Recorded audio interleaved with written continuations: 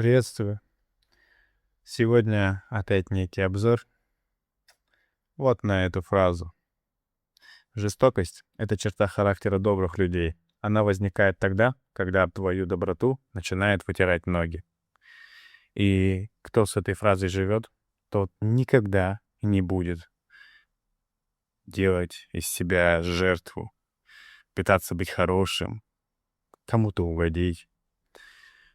Я раньше не знал эту фразу, и меня воспитывали просто в женском коллективе, и поэтому я вырос таким довольно-таки мягким.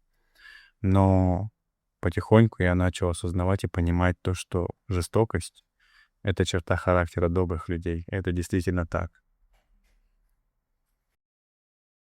Челлендж продолжается. Сегодня 27-й день. Все задачи выполняем. Половина задач еще осталась.